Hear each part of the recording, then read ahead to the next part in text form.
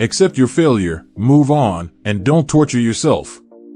As opposed to trying to make a kiss look romantic or sweet or passionate, it's kind of fun to just have the freedom to make it look weird, goofy, and awkward. I'm a very boring person in my real life, so I got to act out misbehaving fantasies was really fun. As an actor, you are sort of only in charge of yourself. All you can really control is your performance. You don't know what they're going to do with it in the editing room, what they're going to cut out, which take they're going to use. You know, your control is very limited. As a director, it's ultimately your piece. You have a lot more responsibility, but you also have a lot more creative control. It's scary, but also liberating in a way. I would say 99% of the time, you're probably attracted to the other person because it is repairing something that's a little broken in yourself. When you're getting into the relationship, whether that becomes an impediment or the rocket fuel, that's the choice of the person who's in it. There's no right one way to go through life. Things are never simple when it comes to the human heart. Inspiration strikes at very funny times. I've had weird acting jobs. Low-budget filmmaking where you find yourself in really bizarre places. There's no way to know what's going to happen. I also think the more experienced you get as an actor, you start to hear the conversations about why people get cast and not cast. Sometimes it's so arbitrary. They decided the moment you walked in the door. And there's nothing you could have done to sway them, even if you'd the greatest performance of all time. It's really amazing to be a part of something that people have an emotional response to, even though it's a network sitcom. When you get a chance to meet fans or interact with them, you realize that there are a lot of people who the show speaks to, and that they really get something out of it, beyond just laughing. That's really fulfilling. The nice part about not being a huge film is that you get to goof around a bit more. As you can tell by my IMDb page, I like to work. A friend of mine wrote a script, a feminist romantic comedy. She had a feminist scholar consult on it. My friend said, "Oh, my friend Gillian read it and really loved it." She goes, "Gillian Jacobs, you mean Britta Perry, feminist icon?" I also have learned as an actor, this ties in the principles of improv. Sometimes someone gives a piece of instruction and my first reaction is, I don't want to do that. I've always learned that every time I just say yes and go for it, something happens. Whether it's what the intent of the direction was or not, or something new happens. It's just remaining open to other people's ideas. In Los Angeles, sometimes it's hard to find a magazine stand, let alone one that has the magazine that you want. So I find that the longer I live in LA, the more digitally I consume. Fresh air I listen to, like, every day. I am trying to break free from my stripes addiction, but the pull is strong. I need help buying non-stripes. I am very upfront about my inability to pronounce things correctly. I remember someone said to me, beware of instant chemistry with people, because a lot of time it's the recognition of something familiar, and for people who have a habit of getting into unhealthy relationships, that's usually a bad thing. I know other actors who are relieved when their shows get canceled, and I've never felt that way about Community. It feels kind of naughty when you're swearing on set and you know it's gonna make it in unbleeped on the show. I am very upfront about my inability to pronounce things correctly. I said realtor instead of realtor until about 5 years ago. I just admit I have no idea how to say Thayskins. Don't be intimidated. Just be honest. I've definitely run from the cops in the New York City subways. I'm a pretty goofy person. I'm an awkward dancer, for instance, and a terrible singer. No actor wants to choose, they just want all of the options available to them all the time. We tend to be pretty greedy. You know it's a good show when you involve fire and dolls and unitards. While I love film and want to continue to pursue it 100%, my home is TV. I have a hard time watching people getting punched on screen. I have to close my eyes a lot. Like, I'm hyper-conscious about going to bed on time and doing my 7-step skincare routine at night. I would love it if Community could have a trajectory like 30 Rock and choose when to go out. When you're shooting at 9 a.m. at a club, you have to use all of your acting skills. College is expensive, I always knew that, and I wanted to make money, partially to spend a little of it here and there, but primarily for a college savings fund. An analogy is like a thought with another thought's hat on. It's sometimes hard to accept that the people you love and feel the closest to may have different dreams and goals from yours, and those are valid. And I've felt that way, accepting people's differences and recognizing them as valid choices even if they're different from your own. Rather than just becoming embittered by your friend's success, I think it can motivate you. Your agents and your managers will always say stuff to you like, it's really important to make a good first impression on a casting director. And even though you didn't get that job, because you did well, that means they'll keep bringing you back in. But when you really just need a job to pay your rent, that stops being very consoling. I always try to have a bigger picture view of my career. But that didn't mean that I didn't cry about not getting jobs. When you only hang out with performers, you start to feel like movies and TV and comedy is everything. Especially being in LA, where it feels like you walk into a coffee shop and you see 15 laptops with screenplays being written. I try to have a very well-rounded group of friends that did a lot of different things and weren't just performers. Because I feel like there's both less feeling of competitiveness and it put my own career in perspective. I think we are used to being critical and evaluating ideas. My mom always said fighting with me as a kid was like going to court. I'm trying to realize that being right is not the most important thing. The amazing thing about working on new platforms is that there is a great deal of excitement.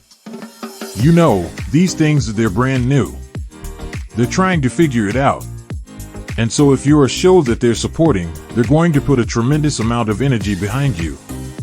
They're open to new ideas, new ways of promoting a show, and I think that feels really exciting, because network TV sort of feels like a formula. They give you a couple of weeks, and if it works, and if it doesn't, you're most likely going to get canceled. If somebody is deemed more talented within the confines of the school, it doesn't mean they're going to have the most successful career. Bitterness doesn't serve you any good. And it really tells you more about how you feel about yourself than anything you feel about your friends. I try to not go over things from the past. Learn your lessons and then let it go. I feel like so often I'm just, like, running around and eating in the car, which is, like, not good, or eating as I'm walking down the street. I first came to LA auditioning during pilot season. I didn't really know anyone. The only people I'd meet were the girls I was up against at auditions. It wasn't the friendliest bunch.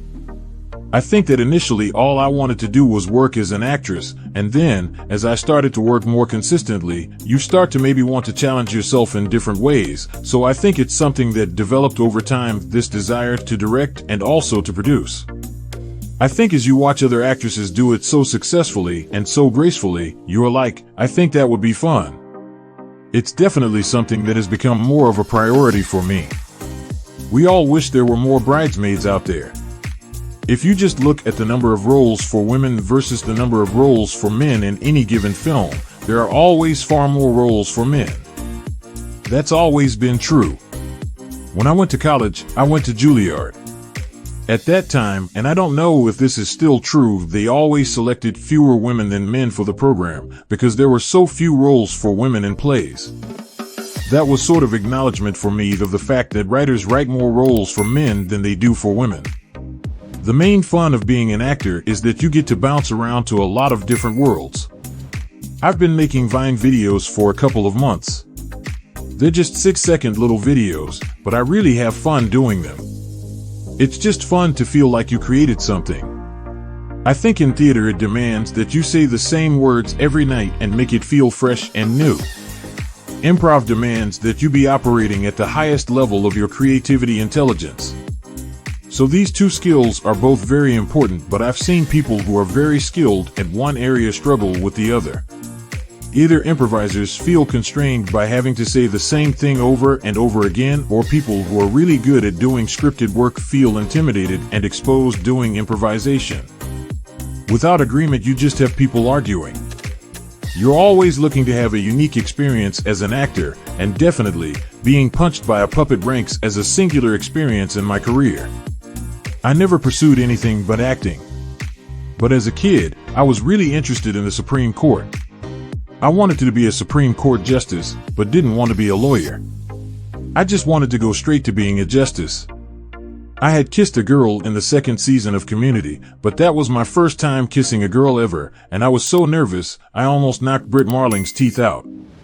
I think that it is important to establish a world of place for the characters in improv, and there is nothing to be gained from disagreeing about that.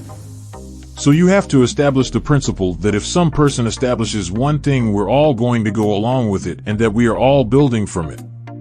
It is important to stop being critical and judging ideas as good or bad, because I think if somebody doesn't have a lot of experience, you worry their idea is going to be bad, it's not going to be good enough, if not going to be active enough, and so you can start to think critically about people's suggestions or what they bring to it. But once you get out of that and think whatever they come up with is the right thing right now, and so I'm just going to build on it, just makes everything so much easier and better. I keep reminding myself, through all the ups and downs of Community, that I might never have another job that really means something to people, the way Community means something to people.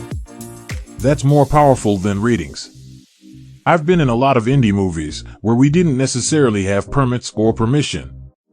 I've even run from the cops in the New York City subways. You've got to get as literal as you can get to convince people sometimes that you can do something. Thinking back about throwing myself at certain gentlemen that had no interest in me, that'll bring a blush to my face if I think about it too often. My poor, problematic feet don't let me wear anything much over a 3 or 4 inch heel. I like the Moth podcast a lot. I listen to that. I really like the concept of, slowing down and savoring your food, enjoying it.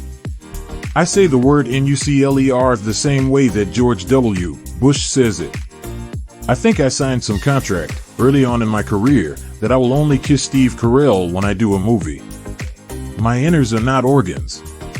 They're actually mechanics, so I have a hole in my back. Wind me up like the movie Hugo, and then just say, act, you know? I love Opening Ceremony, Kenzo, anything Umberto Leon and Carol Lim touch. I drool over Christopher Kane, Mary Catronsu, Del Pazzo, and Wes Gordon. I am not a big Hunger Games fan. I don't think I've ever been mistaken for anyone. I did live in New York. Yeah, I moved to L.A. for Community. And I gave up my apartment in New York. There were definitely bands and musicians I liked that drove my mother insane. I probably liked them all the more for it. Bjork drove my mom nuts. What I listened to was actually pretty mom-friendly for the most part. I wasn't very rebellious. I used to like to make myself sad, so I would listen to Bill Callahan as Smog. I feel like the internet has embraced the pizza dance. I feel appreciated for once in my life. I've had a very positive experience in LA in the comedy world and found everyone to be very nice and welcoming. It's been really fun. I've had a very positive experience in LA in the comedy world and found everyone to be very nice and welcoming. It's been really fun. I'd say I've gone to grad school for comedy being on Community. I haven't ever seen Lost, I'm sorry.